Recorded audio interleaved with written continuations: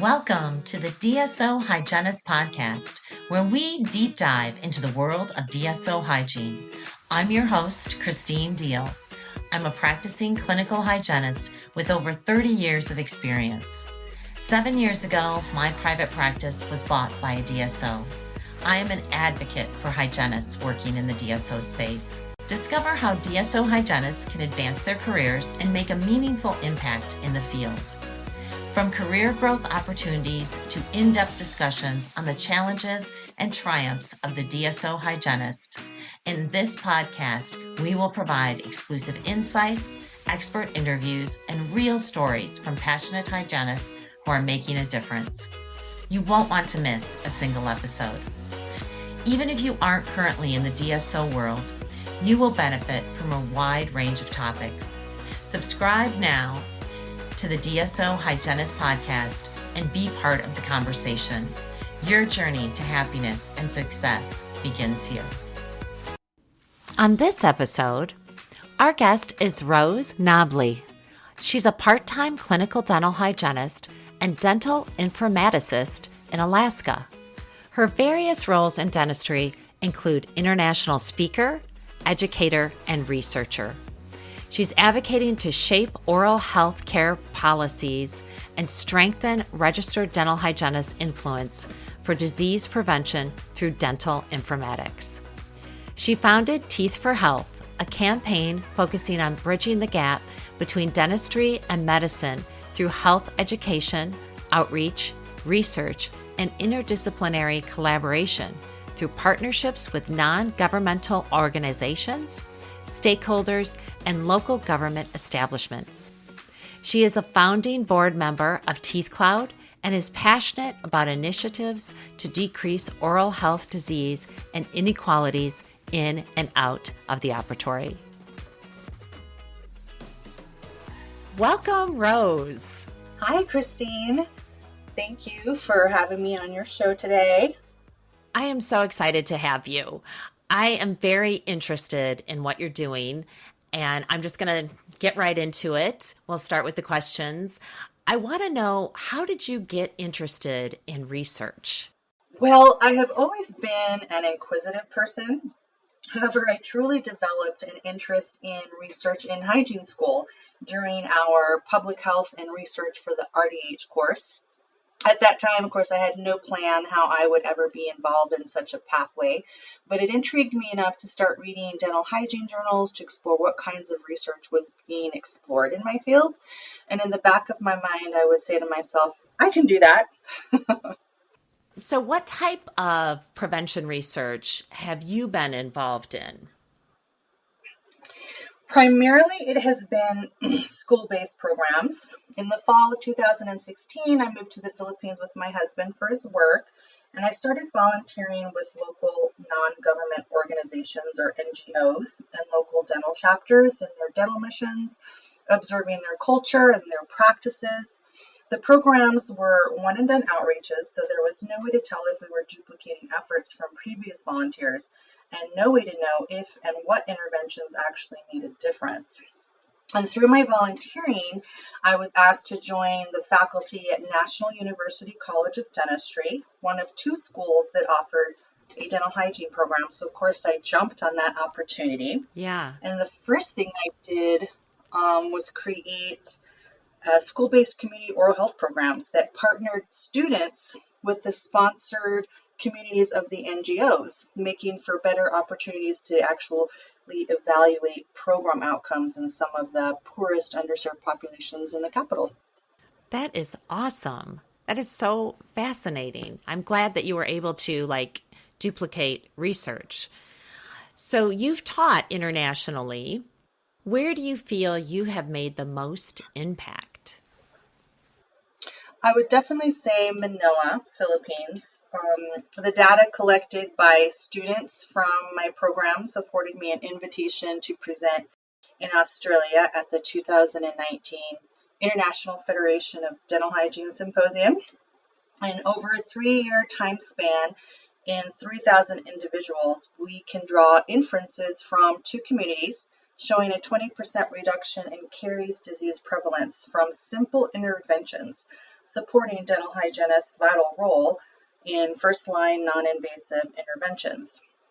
And I also want to add that one of my first-year students, Cecil Perez, now graduated, collaboratively published a Filipino children's oral health book that is now given to participants of Teethcloud community oral health programs within the region.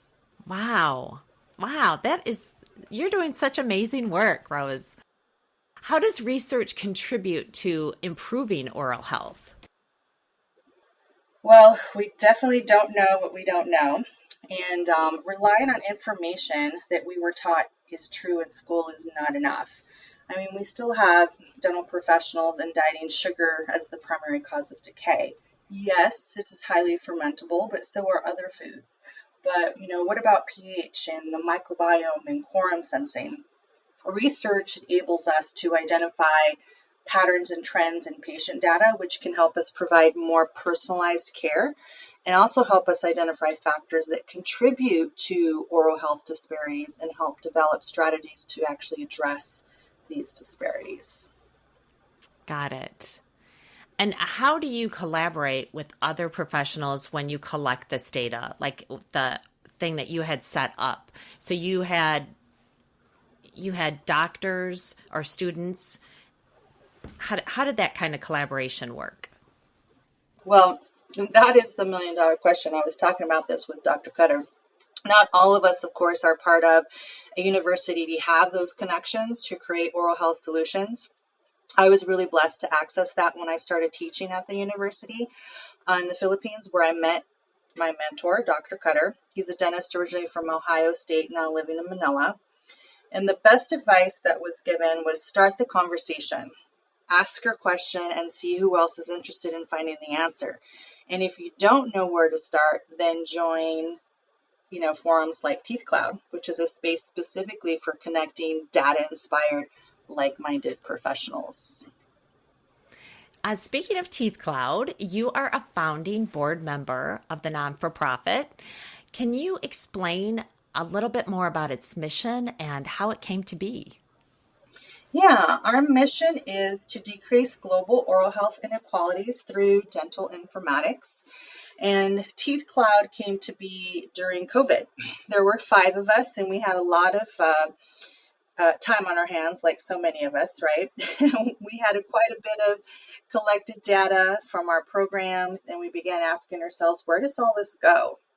We knew that we wanted to share and emphasize dental informatics' role in shaping the future of dental care delivery. After all, there is no health without oral health, and dental hygienists, of course, are the core of that as prevention specialists. And if we haven't realized it yet, every practice is a virtual research hub. So, imagine what we could do as a profession if we tapped into that. And there are a lot of people that are participating in this currently. Is that correct? Yes, we have 32 nation members now, and actually we just added a 33rd, Malawi. So we are very excited about that. Thought leaders from different backgrounds, whether they're in research or in academia. And then we have global partner members that are just interested in helping us, disseminate through all of our data and help us reach our goals. It's basically sharing so that we know what's working and what's not working. I love it. Yeah.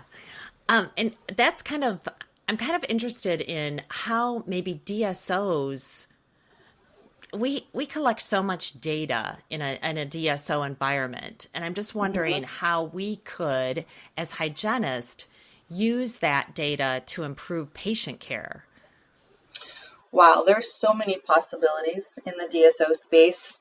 Data, for example, I would say could help hygienists identify patients who are at higher risk for developing certain oral conditions, for example, xerostomia, and actually allow the opportunity to provide targeted preventive care instead of reactive care. Taking a look at these health histories, because I feel like most of our profession, at least in my experience, has always been reactive care. We wait to see the problem and then we're like, let's do something about it. Yeah, unfortunately, I agree with you there. mean, we are prevention, and unfortunately, we are so reactive to a lot of what's going on in the oral cavity. In your research, what type of technology have you found to be useful? Honestly, it's something to me that's very simple, but it's the same day, real time data acquisition and analysis. Otherwise, you just have a machine full of information without any value. Right. And that makes so much sense. I wish we could. I wonder how we put some of that data and get it out of the system. Yeah, but right now, I mean, with the system that I was piloting, dentalcharting.com, it's built in, which was great, for us and for teaching and students, which of course, anybody could access and use that software. But most of the software that's available mainstream doesn't really have that kind of capabilities. We have to use outside programs, with some sort of practice analytics to pull that information. And it's not real time, right? Like you still have to go in and tell it what you want it to pull and what you want to know. Right. So that's what I have found super valuable, because we knew right away, the disease prevalence and what we could do with these communities. I mean, and what we couldn't do. In the back of my mind when we first started, I thought everybody needed to have complete rehab, fillings, crowns, all of this stuff. And then as we started going along, we realized that simple brush-on therapies and education intervention makes a huge difference. People not everybody needs to have that kind of intervention right away. Some people, yes, but not everybody. We can still impact oral health outcomes without the full-blown rehab at that moment. So you found that non-invasive treatments were good for people, that worked well? Yes, in combination with education. I think that's super important. Oral health literacy. I mean, even in the U.S. is low, but especially in the areas where, we were working in these developing countries, our schoolboys programs, just having access of children being able to brush their teeth every day, or at least have somebody tell them every day to brush your teeth, combined with those minimally invasive brush-on therapies, makes a huge impact. It's that continuous exposure to, habits of what's going to help improve oral health that really make a difference. Yeah, I think so many of us take that for granted, that we already know that you should brush your teeth every day, or, and I think there's so many people out there, we take that for granted. We think that's a no-brainer, and they don't even think about it. Yeah, absolutely. Much less know how to brush properly. Yeah, so much education that's needed.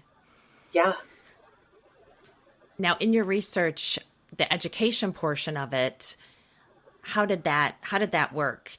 Were you able to get some data on, like you said, how the education part of it, just the education, was able to change the tide for a lot of these people? Yes. So the two communities that we compared to, we had done a kind of a, I don't want to say a one and done dental mission, but we were requested to go to an organization who, had a community that they were doing a livelihood project with, and we were able to give them the one-time oral health education, do our charting, our one-time brush-on therapies, and we didn't have that continued support. And then that was literally within a mile from another community where we had, this is the 3-year span, right, where we would go in twice a year for the education, twice a year for the brush-on therapies, and then provide education material for the teachers. And we compared that, 3 years later, and that's where we were able to really see the difference. Because sometimes, especially during COVID, we didn't have access to go and do the brush-on therapy. So it was literally just the education portion and providing the materials. Now, when you say brush-on therapies, what were you using for the brush-on therapy? Silver diamine fluoride varnish, and povidone iodine. Interesting. And what did you see a noticeable difference between any of the particular brush-on treatments? Yes, especially with the SDF, we're literally just like the literature would say, those first year molars coming through spotless, no decay, with a mouth full of decay everywhere. They just looked, unharmed, untouched as they were erupting. And there were several where, we didn't get to them in time and their first molars were already erupting, and barely see little peaks of the crown and it's already decayed, just because of the environment of the microbiome. So definitely notice that difference. And then, of course, with the, povidone iodine, that recommendation helps, keep that bacteria load really low so that those new, again, caries don't form. But really, you can, the teeth, that was the big one, is the first molars coming up, because Sure. most of those children, had decay on those teeth right adjacent to those. Yeah, It's right pretty out of awesome the gate. to see. Yeah. Yeah. Well, this And is it's so really fascinating. yeah, go ahead. No, go ahead. No, I was going to say one thing, we're reading a lot of literature, but it's, for those, never we can go to the dentist and have them filled right after the SDF and not having access to glass ionomer because we don't have the, the titration machines, but just teaching parents how to keep those areas clean so that food, that gets impacted in there doesn't continue, to ferment in there. So again, just educating parents how to keep those areas clean when you don't have access to fill those areas, I think made a big difference. Oh, obviously. Well, Rose, I really appreciate your time today. Thank you so much for coming on and explaining a little bit about research and your wonderful organization, Teethcloud. I want to thank you. If any of our listeners would like to get a hold of you, is there a way they can contact you? Yes, my email, teethforhealthrdh@gmail.com. Just shoot me a text or whatever it is you want to know, and I will do my best to answer your questions and help lend a hand. So great. Thank you so much for coming on today. I so appreciate it. Thank you, Christine. It was wonderful. Take care. Bye. Thank you for listening to the DSO Hygienist podcast. Please follow or subscribe to be alerted of new episodes. I'd like to thank our sponsor, Teethcloud. Why Teethcloud? Because there can be no health without oral health. Because there can be no oral health solutions without valid data. Because it's not just your oral health, it's your life, and each of us has a contribution to make.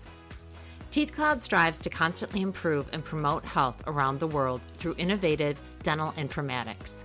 They strive to make research and information easily accessible, useful, and placed in the hands of patients and professionals alike. They strive for meaningful, measurable, and positive outcomes for dentistry and oral health in the 21st century. What is Teethcloud? Teethcloud is a platform for dental patients, oral health professionals, and students enrolled in oral health disciplines. Join Teethcloud today. For more information, go to www.teethcloud.org.